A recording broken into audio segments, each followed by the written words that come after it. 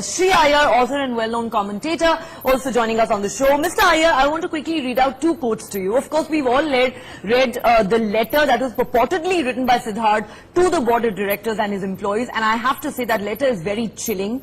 But I want to read out two other quotes to you.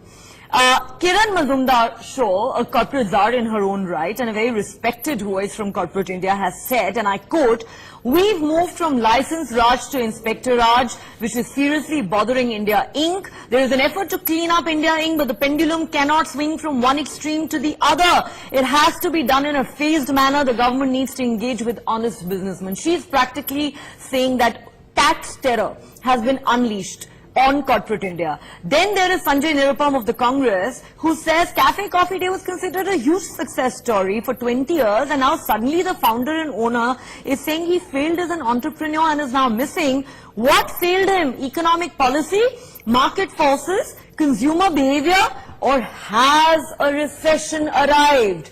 How would you respond, sir, to those two sets of criticisms and questions that are being raised?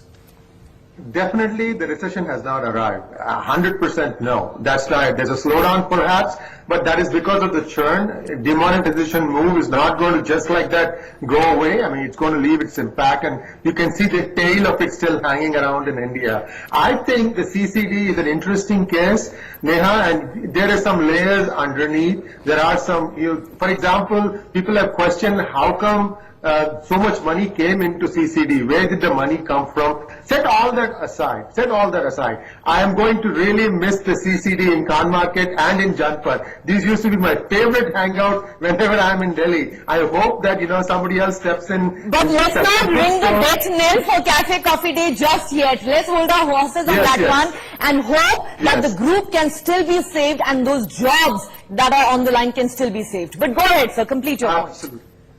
Yes. So I think this is a specific instance of someone not paying income taxes perhaps or ducking on some of these things. See, what the GST did with all its warts, it forced everyone to start filling forms. You can't escape it. Even if you have zero revenues, you still have to file a form saying I had zero revenues in this month. So what has now happened is you cannot hide a lot of things that probably were there from before. For example, I've heard of companies that deduct TDS from their employees, but they do not put that TDS money into the income tax department. So spare a thought for the Harris income tax department, which is being asked to get the revenues, but they start finding that every company, the rule is more the violation than the compliance. So that's some of the problems. There is a new reality emerging. People who never pay taxes are now being asked to pay taxes. So there is some amount of heartburn adjustment going on. So I don't want to completely say that there is tax terrorism at work. Although if there are specific instances, yes. PGurus had commented on the budget saying that the Modi government wants to distribute its wealth, but for you to distribute wealth, you need to first create wealth. So that is where the emphasis needs to be first before you do the distribution. So my point in all this is there is more to this story than what you're seeing, and I think in the days to come you'll start finding out more truth emerging. In fact, there's already so much speculation. There is talk that he may have committed suicide. There are also reports suggesting that the income tax raids that were carried out on him in 2017 essentially led to the door of a prominent politician, but we don't want to get into that right now. Let the investigating agencies do their job. As and when these details come out, we will know the full story. Perhaps. You are being politically correct. You're being politically correct. People can read that. Well, I need to be careful after all. I'm a journalist, really, not in the business of speculation.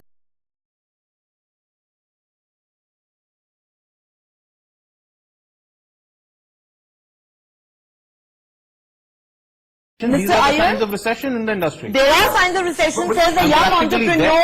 And also, Mr. Iyer, let's not forget the automobile industry. The spare parts industry has warned of 1 million job cuts if the slowdown continues at the rate at which it is currently going.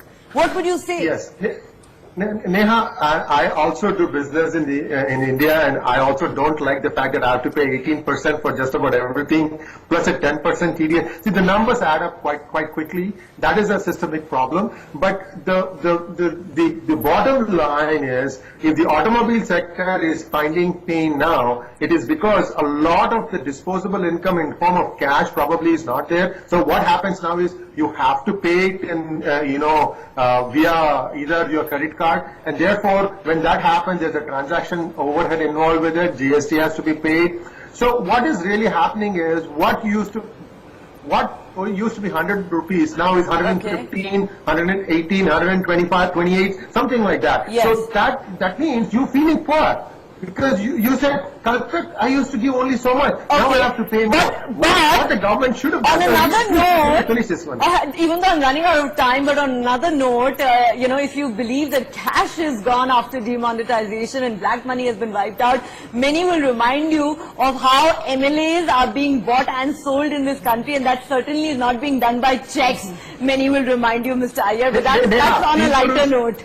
That's on a lighter note. PGurus is at the forefront of this. PGurus is at the forefront of this. They are trying to catch all those people who stash their money in billions in tax havens. Okay, but will that really happen? Because many will say, where is that black money? We've not seen it come back to the country yet. Certainly not from Swiss bank accounts and elsewhere.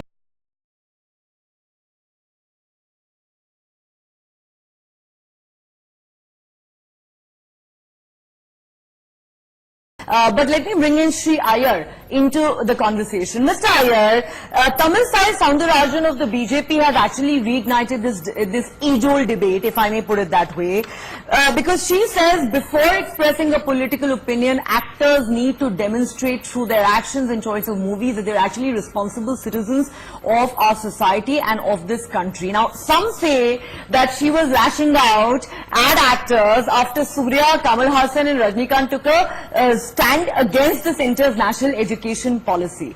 But that conspiracy theory aside, do you agree with the basic sentiment that Ms. Soundarajan has expressed here? And I don't think this is confined to just Tamil movies or movies made down south. I think this is as true of a lot of Bollywood films that, as Murtaza rightly points out, have been all about toxic masculinity, the latest Kabir Singh being a classic example of that. So do you believe there is merit in that argument, or are we just giving too much importance to movies and to film stars?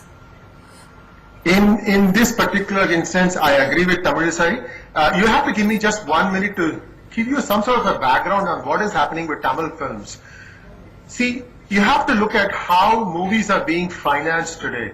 And the money that comes into financing movies, it's black money, drug money, money coming from revolutionary outlets. Okay, someone said those are sweeping statements, but alright, go ahead. No, I'm willing to tell you. See, I had a very in-depth hangout about this. There were 12 movies made in Tamil films, 12 Tamil films made over the past 2 years, all of which had a singular focus: denigrate the central government, denigrate Hinduism. Okay, now you're making a very political argument, Mr. Iyer. So far we've on the subject of the social impact of these movies. Now you're making an out-and-out political argument, sir.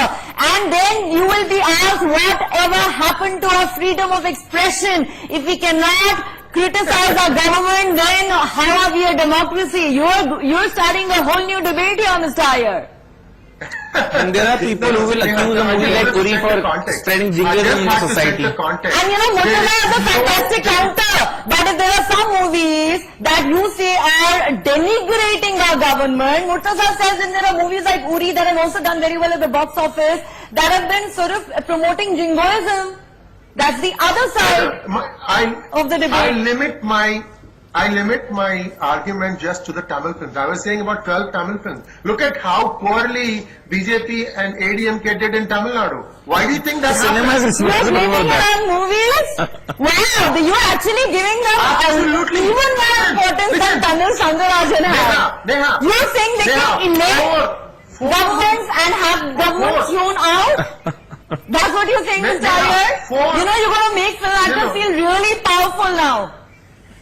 Listen, Neha, believe it or not, these are the facts. 4 people, 4 Tamil movie-related personalities went on to become chief ministers. All the heroes in Tamil movies think that if they can take a stand, whatever be the stand, and then project themselves, that they will end up in the CM's chair. There are 4 people. But what is wrong with taking a political stand, especially if you are in politics? Kamal Haasan is in politics today. Rajnikant is in politics today. And I'm saying, and I'm going to play the devil's advocate here and say, even if you are not in politics, as a citizen of this country, whether you're a movie star or a businessman or a lawyer, anyone at all, you have every right to express a certain view as long as you're not inflaming passions or inciting hatred. And I think criticism of the government has to be an integral part of our freedom of expression, and we're the largest democracy in the world. I think that is not something we can take away from our citizens.